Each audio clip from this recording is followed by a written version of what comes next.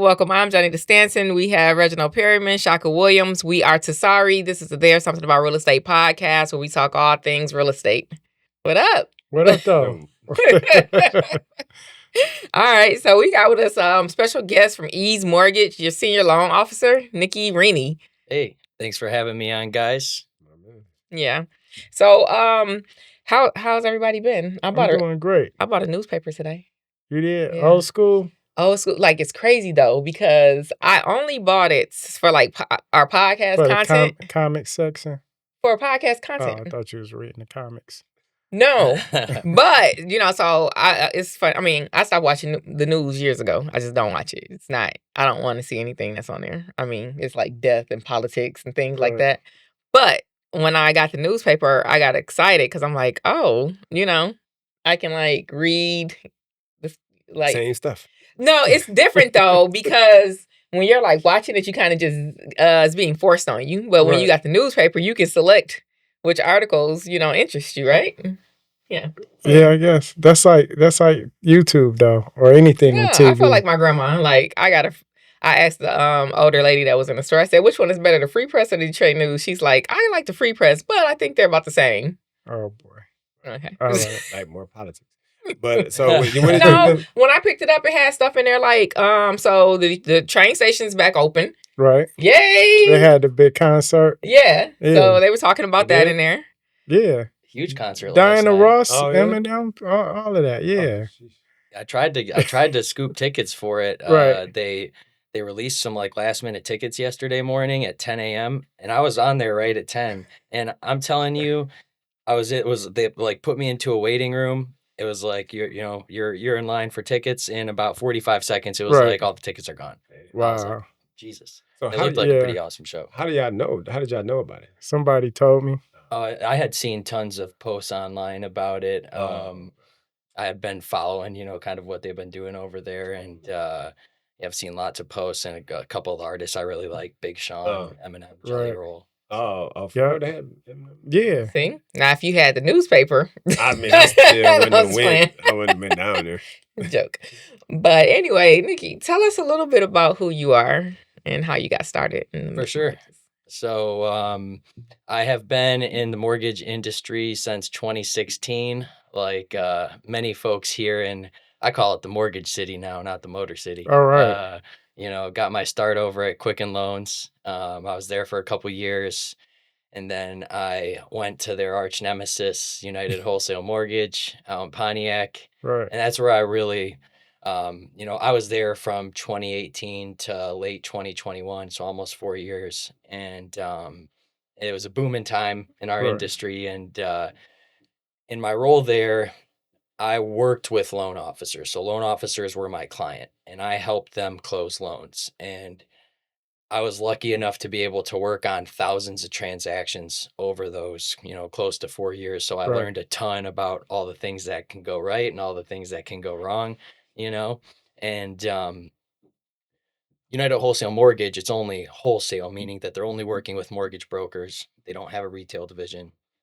And so they would send us on this, they called it the travel blitz, where we'd get to go visit our brokers. And I was super lucky that almost all my clients were in San Diego and Orange County, California. Oh, sweet. So they'd send me over to San Diego, and I'll never forget, I went to go to one of my broker's offices in the morning, and he wasn't there. So I called him, and he's like, "Oh, man, I'm at a board meeting right now." And I'm like, "You're in a board meeting? You picked up your phone?" And he's like, "No, man, my board's meeting the ocean. I'll hit you up. I'll hit you up when I'm done surfing." Right. And in that moment, I was like, man, like I saw that the freedom that these guys had, and in my head immediately, I was like, that's my goal, So I saved up some of my money there, and had now switched. I've been originating through a mortgage brokerage, Ease Mortgage, here in Troy, Michigan. Okay. I've been originating for 3 years now, and it's been great. enjoying the freedoms. Like I was telling you guys about before, I coach and train mixed martial arts Right. out at Macomb Martial Arts in Shelby Township.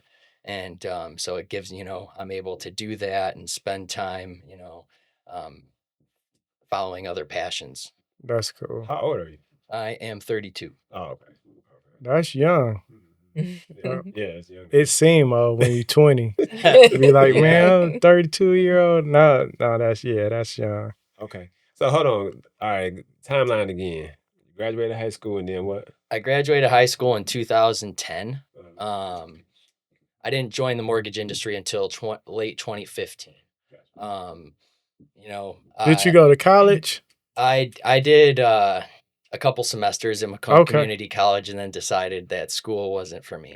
All right. And so Was you beating everybody up? That was yeah, so I actually started training mixed martial arts in 2010. I played hockey all in high school, and so Okay. I always kind of had a love for a more physical sport. right. And after high school was done, I kind of like lost that ability to play like a really competitive physical sport, and the UFC was starting to get popular. Fell into a gym and fell in love. Right. And, so I was having some fun doing that stuff, and then I ended up getting a job selling Comcast door to door, Oh yeah. and that's where I like found my passion for sales. Okay. I think you can college. basically. Right. I think you can draw a lot of parallels between the sports world and having a sales role, Mhm. and I think that's what really made me like it a lot. The competitiveness, Right. and The structure, the discipline, the practice, the routine practice. yeah, and you can just see Everything. it's just like in combat sports. The people who work the hardest and train the Right. hardest are going to be the people who win. Nice. All right. So I'm gonna have you give us like a mortgage update, but toward the end of the show. I want to talk more about how you have pursued your lifestyle and house hacking. Yeah.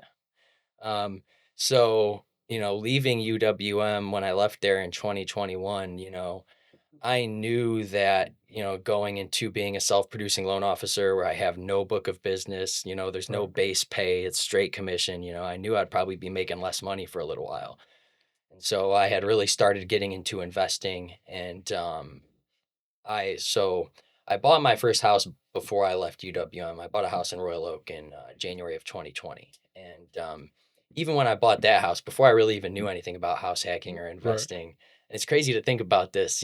I remember my payment was going to be right around $1,500, and I was like, man, I don't want to be paying this all on my own. Right. I was single, and so I got a buddy of mine that I worked with at UWM. He was renting a crappy 1-bedroom apartment, and I was like, "Hey, man, would you be down to live in this house with me? 3-bedroom, 2-bathroom house." Right. So he moved in with me, covered half my mortgage payment for the first year that I was there, saved me a ton of money.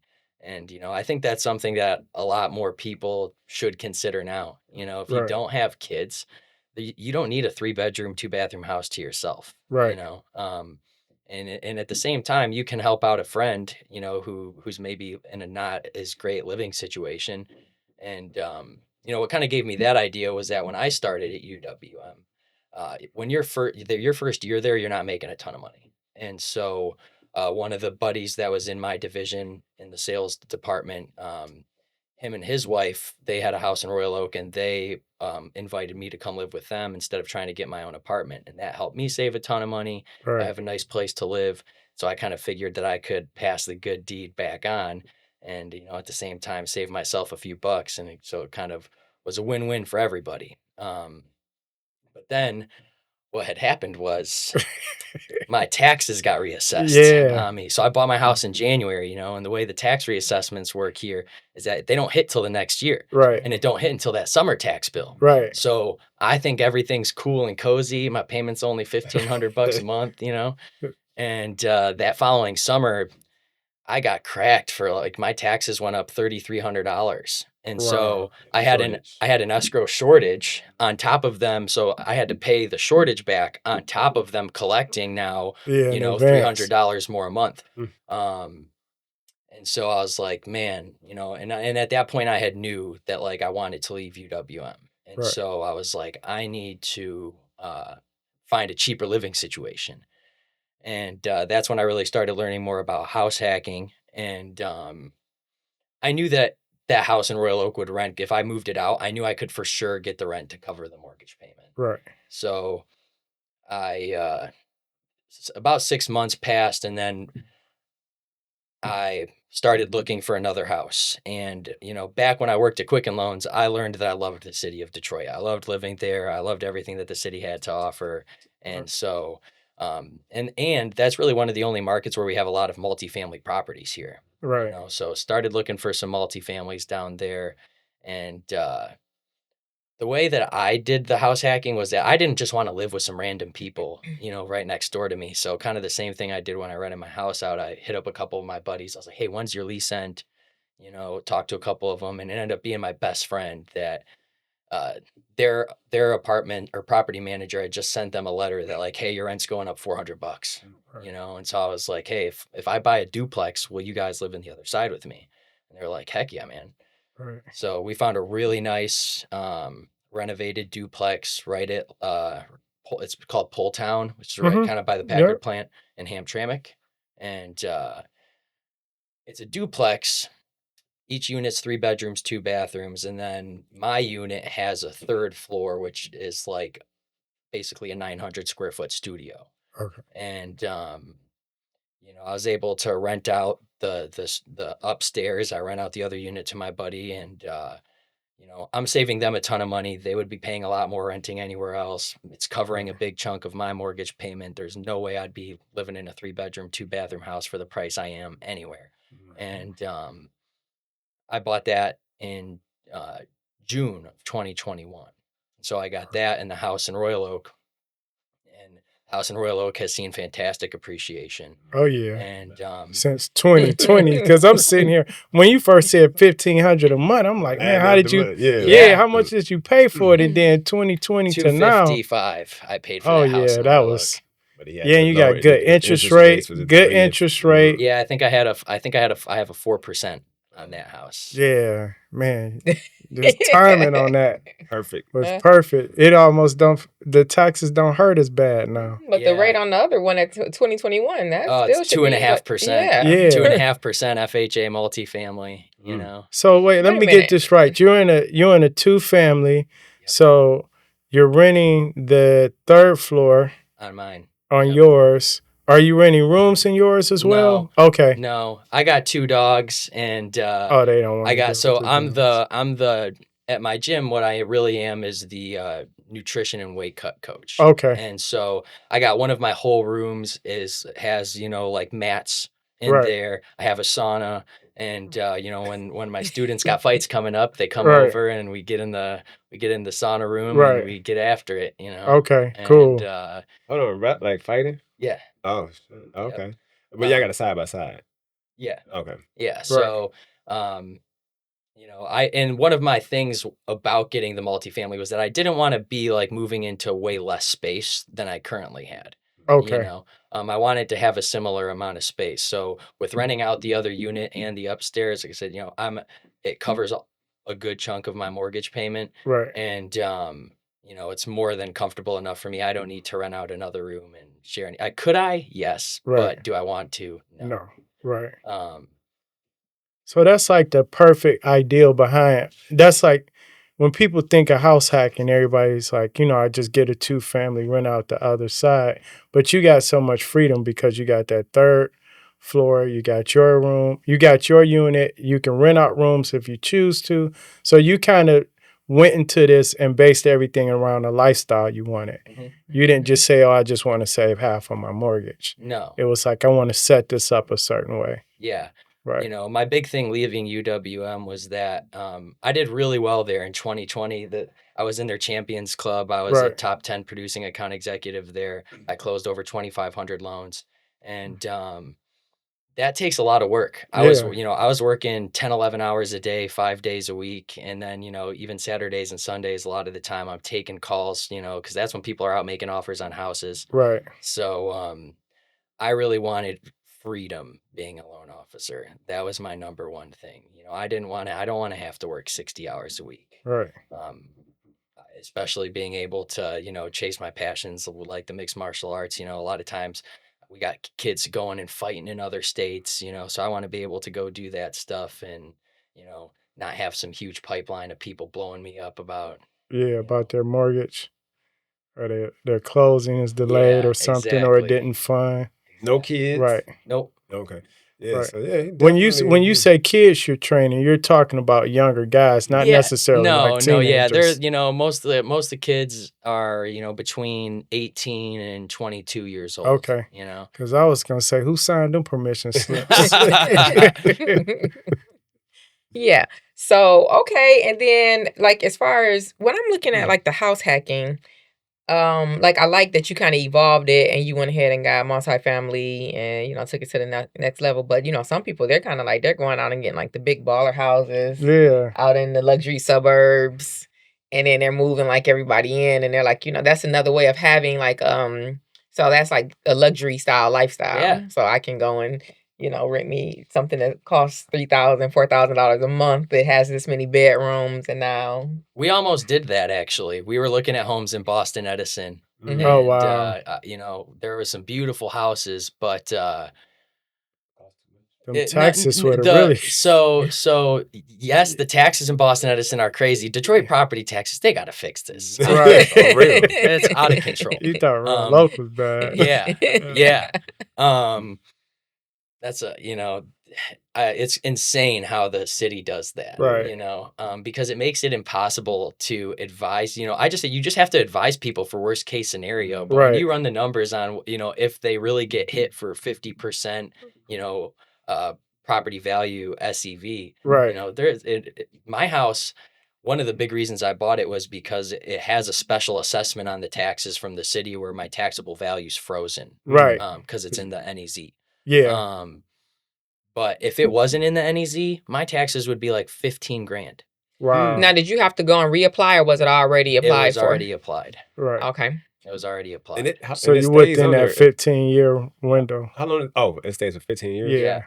Yeah. From when you bought it. No, when it got applied. So that was in 2019. Oh, so you got. Mhm. So you okay? Well, he still got another 10 years. Yeah, I'm gonna be cool for a little while. Now you mentioned something about the 50%. So a lot of people don't know if you live in a single family and you're an owner occupant, you get 100% homestead. Yep. But when you live in a multifamily, you can only claim 50%. So that would really impact your taxes. So a lot of people don't talk about that when they talk about house hacking, and everybody's telling you to do it, but they're not telling you what the numbers would really look like. Go ahead. You go ahead. No, go ahead. So that's, one of the things that, I obviously am super passionate about house hacking and am a big proponent of it. But right now, you do really gotta look and make sure that you're running the numbers on stuff, because there are a lot of properties where it really doesn't make sense right now. With the taxes, with rates where they are. If you're buying a $350,000, $400,000 multifamily like I did at the time, unless you got somebody who's going to be renting for $2,300, you're still going to have a sizable payment. Right. No, and you still have the issue, even though you're house hacking, you're still a landlord, and you still have to deal with those issues. Unless you do like he went and solicited his own friends. That can still be even worse. I think they just scared of them because you better not be late. So the guy, the guy that I have living next door to me, we've been best friends for close to 15 years now, and we've lived together before. We kind of knew that we would get along. And that was one of the reasons we also ended up not going with like the houses in Boston Edison with a single family, because we would have been sharing more space. So having the multifamily, it really gives you where, they're your neighbor, not your roommate. Right. Yeah. And it's worked out incredibly for both of us. Okay. You got a special situation. So that's smart. If you're gonna house hack in any form, make a neighbor, not a roommate. Right. Or from roommate to neighbor. Right. True. Yeah. But I want to ask a question. So where did you go to high school? I went to high school in Chesterfield, L'Anse Creuse North. Okay. So where is that? That's at 21 and 94. East Macomb. East suburb. So how far is that from Hamtramck? It's a ways. 20 Yeah. minutes, 30 minutes. Yeah. Oh, so you was kind of still near. You kind of Yeah. knew the area. Oh, that's what I was trying to find out. How did he get to him? So I moved to Detroit in 2016 when I worked at Quicken Loans, but my buddies moved downtown before that. They were living in downtown. They actually had a loft right by. It used to be Shane Park, but it's now the Aretha. the Aretha Right. Amphitheater. You know, Yeah. so they had a loft right on the riverfront, and Okay. man, we had so much fun down there, Yeah. and I fell in love with the city of Detroit. You know, ever since they moved down there, I spent a lot of time in the city, and knew that's where I wanted to be.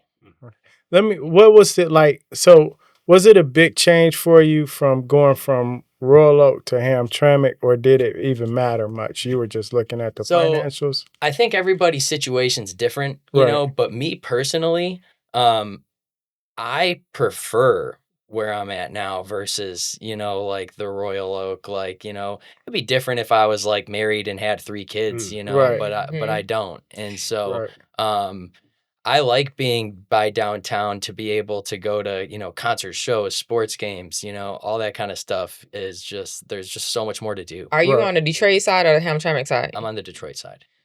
Because the reason why I'm asking, the housing in Hamtramck, the way it's like very close. Like you can almost not be able to squeeze between the houses. We have a ton of, so we're on the Detroit side, and we have a ton of room. Okay. There's a huge empty lot behind me. I have a 3-car garage. We got a nice big yard and patio. We really found like an ideal property. It was like the 3rd or 4th house that we looked at too. When you say we, so the people that you were going to have as your tenants, you had them in a home search with you? Yeah. You know, I didn't want to buy a house and then them to be like, yo, this place sucks. Right, you know? right. And, you know, my buddy's girlfriend, she's got a good eye for properties, and I think that we kind of like a lot of the same stuff. So I was like bringing her with me, and I wanted them to like feel like, you know, like this was something that we were kind of doing as a team. Okay. You know? So if they decide to move, are you financially? Did you go into it knowing that at one day they'll move? Can I afford this payment? Yeah. Still? So it is something that I definitely take into consideration. Right. And what I would probably do if they moved is first I would try to. I don't know if you've ever heard of the app. It's called Fully Furnished. A lot of the investors I've worked with, they use that app to get their investment properties filled. You know, travel nurses use it, insurance companies use it to place people whose like homes have burned down and stuff. Right. And so I would probably list the home on Fully Furnished. It's Furnish Finder. Or Furnish Finder. Yeah, that's what it is. My dyslexia getting me, but no worries. I knew it was 2 I'm about to go buy the domain Fully Furnished. I just said it. But no, I'm glad you mentioned that, because now I got to call you when we leave. Because I'm registered on Furnish Finder, but I'm not paid for and all that. So I'm getting like these emails like based on what I put in, like, hey, we got, you know, nurses coming to your area. We have this many, and it's giving me like their profile, but not like all the information, because I have to pay for all of the rest of the information. So no, I'm glad that we figured that out. And my goal is also to acquire more multifamily properties. You know, I want at least one more by the time I'm 40. Okay. That way, by the time I'm 70, I got 3 houses paid off. Right. So is your idea to never just get a single family, or? No, you know, it just depends on what's available, you know, when I'm looking, you know, if same thing, if I can't find like a nice multifamily that I would, you know, want to live in, then I would go back to looking at single families, you know. If I couldn't find a multifamily where the numbers made sense, you know, especially like I said, right now, it is tougher to find that. You know, I think you'd probably end up having to find something that you had to renovate a little bit right now to get yourself a deal. Go like heavy renovation. That's what I was gonna say. He got lucky because he bought it retail. He bought it the right time, and retail. Yeah, I got super lucky. Let me ask you this. So right now, single, no kids. If you were married with kids, without thinking about the area, do you think house hacking would still be something you would do? Yeah, if I could find I guess the one thing you're going to care about more married Right. and having kids is who's living next to you. Right. You know, Right. so if I could find, if I had another, friends who were a married couple that were looking for a place, it Right.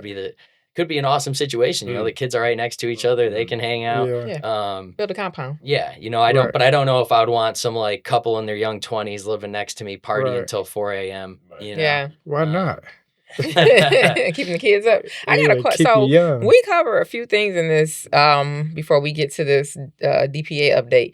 We talked about the NEZ. Right. You're taking advantage of that. I talk about that a lot when I'm advertising my listings and things like that. A lot of people still don't know what the neighborhood enterprise zone is and how it works.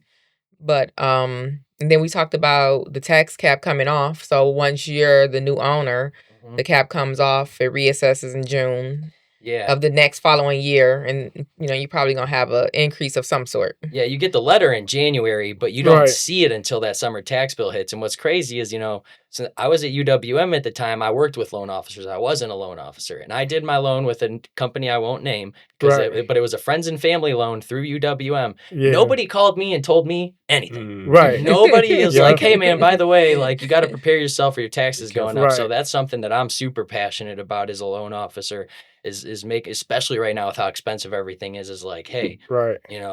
because the thing is that the lender is always going to go off of the tax cert that the title company provides. And so Right. if the title company won't provide a tax cert with what the updated taxes would be, they're always going to collect for the current owner's taxes. So you just got to prepare Right. people and follow up with your past clients and let them know, like, hey, this is going to go up. Mhm. Right. And then we got the taxable on the multifamily. If Mhm. you are owner occupant of one of the units, 50% homes. 50% homestead. Yep. So some people may think that you don't even get a homestead with Right. it being Yeah, a lot an of people investment. when they buy multifamilies, they think it's zero homestead. Yeah. They don't know they can still claim half. Right. Or may assume it's 100% Right. Yeah. and don't know it's And- only yeah. half. Well, and especially Live in both houses. and especially in Right. Detroit, Right. that's going to make a huge difference. Yeah, because it's gonna hurt you both ways. So if you're expecting a lower tax rate, then you're gonna be shocked. But then if you don't claim any homestead, then you're overpaying for several years Yeah. until you watch our show, and then you realize like, dang. Exactly. And then it was something else that you mentioned about, so you were saying that you still own the house in Royal Oak. Mhm. But you mentioned on the second purchase you did FHA and The first house I did conventional. okay. So what was the significance in you mentioning the style of loan? Because it is it is easiest and most affordable on a multifamily to go FHA. Conventional, you now can do 5% down on a duplex, but that's still more than 3.5% down. But that just changed in the last 12 months. Mhm. Before that, Right. you would have had to do 15% down or 20% down to get multifamily conventional. Exactly. So, now you can still have multiple FHA loans. There are some exceptions with the 100-mile rule that they Right. have, where if you're actually upgrading your home or moving closer to your place of employment, you can have multiple FHA loans. So Mhm. it's definitely doable. Okay. Right. And That's an income too. Would have been easier to qualify. Yeah. for. did you by any chance do the 6% concessions on that second purchase or no? We didn't get a full 6%, but I did get I believe it was $5,000 in concessions. Oh, Okay. sweet. About how many do you remember like the percentage range? That's like 1%. Okay. The only reason why I was asking because so with the difference between conventional and FHA is the 3% versus the 6% Absolutely. when you're putting the minimum down. That reminds me that one of the biggest reasons I bought in Detroit at the time was because in 2021 the market was insane. People were going 50K over asking. Everything Right. was getting 10 offers, and I was like, I'm not doing that. I'm not doing an appraisal guarantee. You Right. got me messed up. Right. Those get my blood boiling. Right. Okay. Yeah. And you mentioned one more thing, and it's for our haters. He said over and over again, I love the city. Oh yeah. That's big though, because you get a lot of we're getting trolls. That's like, forget. Oh, I get it on Detroit. TikTok all the time. right? All the time. When I post like Detroit listings, people are like, but Yeah. you got to live in Detroit. And I'm like, oh, what magical city do you live in Right. that there's no crime and Oh, nothing ever man. bad happens? You know, Real. like, and it's always the people talking about Detroit is always people who've never been Yeah. there. Right. You know, if you look at the NFL draft that we just had, you know, I saw so many interviews with people who had never been here before, and they were like, wow, Detroit is amazing. You know, we had a great time. Everyone here was super hospitable, and you know, they were shocked. Yeah. You know? I was shocked. You know what's crazy about that? Just so this is one of the You go guys down that got drafted was somebody that my oldest son played football with. I was so excited. I was like, well, I didn't even know that happened. But all right, last thing. Hold on, I felt like I was out of town. I mean, Detroit's 'Cause still you going to be seen the Detroit, but sign. like if you kind of know the unwritten rules of the Right. city, you know, like you're not going to have any problems. Yeah.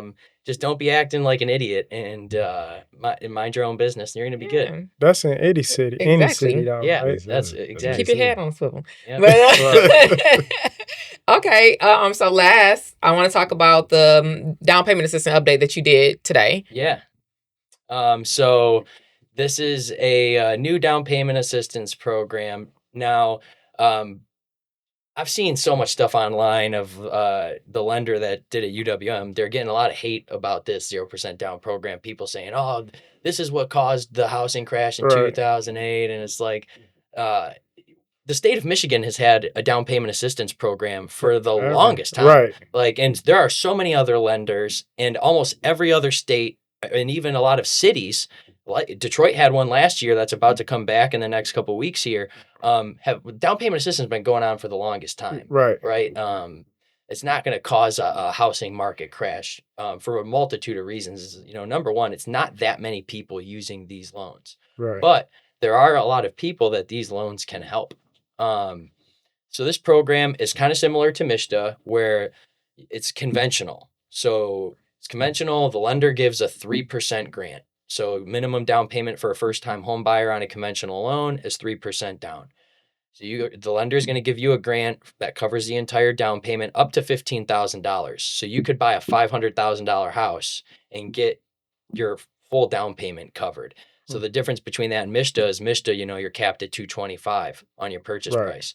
Now the grant is a second lien, but there's no interest on the second lien. So it's a 0% interest rate. There are no monthly payments. Okay. And, you know, a lot of people are concerned about, I've seen a lot of people talking about, well, you know, when you refinance, you have to pay it back. And UWM has actually stated that if you refinance through UWM, you do not have to pay the grant back. They will subordinate the lien. You only have to pay it back if you refinance through a different lender or if you sell your home. Now, if you look at like the average purchase price in Michigan, still around $250,000. You do the minimum down payment, 3%, right? Average appreciation on a property is 2 to 5% a year. Right. So if you get 3% appreciation in 12 months, you'll have enough equity to cover paying off that grant anyways. Right. So it's a really great program for first-time home buyers because with how expensive everything else is right now, groceries, you know, auto insurance, being able to keep an extra $7,000, $10,000, whatever it may be in your pocket buying a home, if you can qualify for it, why not take advantage of that? Right. What's the credit score requirements? Is there a minimum credit score requirement? Great question. So if you make under 80% area median income, they call it, which here in Michigan is $77,000 per year. If you make under that, is that household or individual income? It is the qualifying income for the mortgage. So we can even make it where, like, let's say you work at your job, you got a $75K base salary, but you work a bunch of overtime. I can leave your overtime off the application. We'll qualify you as long as you qualify on just your base salary, and you can be under that income limit. Okay. Now, if you're under that, you can qualify with as low as a 620 credit score on conventional. But on conventional loans, when you have that minimum credit score, the number one thing is that it might not approve you. We have to Right. run an automated underwriting software. It's Right. called, no matter who you get your mortgage through, whether it's me, your Right. credit union, Rocket, whoever, we all have to run the same automated underwriting software. There's one from Fannie Mae, one from Freddie Mac. And this program is Freddie Mac specifically. Okay. So if you have, just because your score qualifies doesn't mean that you're going to get approved by the software. Right. So you probably want to have closer to somewhere between a 660 and a 680. Okay. The other thing is that you're going to have mortgage insurance. You're going to have PMI, right? Because you're doing less than 20% down. When you have a really low credit score, the PMI factors are crazy and it's really expensive. So you could be paying, $300 to $500 a month in PMI if you got a conventional loan with a 620 credit score. It would be better to go FHA, most likely. So minimum is 620, but you probably want to be more like a 660 or 680 on conventional. Right. And that explains why it won't crash the market, because the zero down programs that have been around, they still had the qualification requirements. Yep. And what people are thinking about is back when people were getting zero down by just breathing. Didn't qualify. Didn't qualify. You didn't really have a job. You know what I mean? So you didn't have to show nothing. They literally called them ninja loans. No income, no job, no assets. Yeah, you just had to show up. No dots.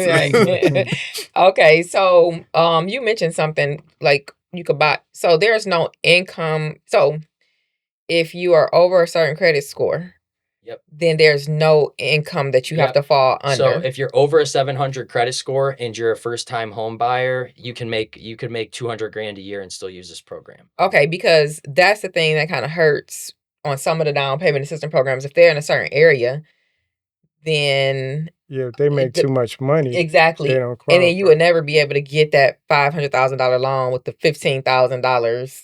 Now I do have a question. What if you wanted to jump a bigger, more like a jumbo loan, 700, 800,000, and then it goes over? Can you still use up to $15,000? Yes. Now the conforming loan limit is $766,500. So you can't use, this is for conventional loans only. So jumbo loans, you're always going to need a minimum of 10% down, and you wouldn't be getting this program. So your loan, as long as your loan amount was $766,500 or lower, you could still get the $15,000 towards your closing costs.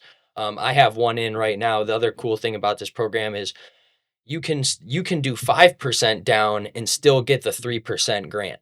So they're covering a little bit more than half of your down payment. You're doing a little bit bigger of a down payment to maybe get a lower PMI factor. Maybe you have to do it for the DTI to qualify. But get that system to accept it. Yeah, take it to 5%. Exactly. Automated. Yep. Exactly. But this don't sound. So hold on. What's the point of this? What is the point of this? Like, so typically when you have those grants, it's for people that can't afford to buy a house, or they wouldn't otherwise have the money to be able to purchase it. But now there seems like they're making it so that the people that make the big money can have to use this money. Well, so there's a couple different things. So first is that this still does help people who maybe they got decent credit, they got decent income, but with how expensive everything has been over the last couple of years, how are you saving up an extra $20,000 right now to purchase a home? Right. So I think that's a problem in all income classes. But you also just have people who want. So like I have clients. My cousin was one. She made about $100,000 a year, and she didn't quite. And she's single, no kids. And she didn't qualify for down. It was down payment assistance. It was her first time buying a house. And I did tell her, I said, be thankful that you don't need it. You know what I mean? But she still wanted it. And it would have been nice to, I'm saying, but that's she can afford it. She makes $100,000 a year. But I'm talking about normally with these programs, when I think about a program like that, that sucks. But she can go get another job. If you make $100,000, I mean, typically, I don't know. But I'm just saying, typically in these programs, I don't know who's funding. Oh, so this is a grant. This is funded. So it's funded partially by UWM and partially by Freddie Mac. And then it also keeps UWM in the loop, because like he said, if you refinance with UWM, then it's they'll subordinate the you lien. they'll You don't have to pay it support back. Mhm. So Right. that's why It's they probably doing incentive it. to So buy it makes probably sense. because Yeah. they're worrying about it, things turning into a rentals world where people gonna stop The buying houses. the other thing is that, I mean, CNBC has released the survey that over 50% of people who earn six figures consider themselves living paycheck to paycheck. That's bad spending habits, though. It's a So little bit different than somebody who literally can't afford it. You know what I'm yeah, saying? I mean, but this program still helps those people too, right?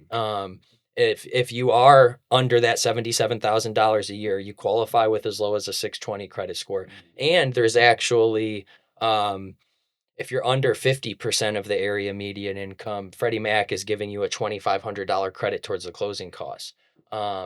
So this program helps the people who are trying to, and the other thing right now too is that the amount of those homes that are under 250,000, that pot is shrinking and shrinking and shrinking. So you got more people that are trying to buy these $300,000, $400,000 homes, and I mean, with inflation, it's crazy hard for these people to spend or to save money. And you got new buyers coming to the market competing against people that were already homeowners that sold their home that got $150,000 profit from their home, and they're coming to compete in the market against first-time home buyer that barely saved up some money. So I got one more question. Conventional condo. Does this? Yeah. Okay. Yeah, absolutely. Sweet. Alrighty. Well, hey, tell everybody where they can find you at. So you can find me on Instagram or TikTok at Rini Home Loans. And I appreciate you guys so much for having me on here. It was great talking it up with you guys for a while. And yeah. We appreciate you coming. I'm sorry. No, go ahead. I'll ask him afterwards. That's a wrap.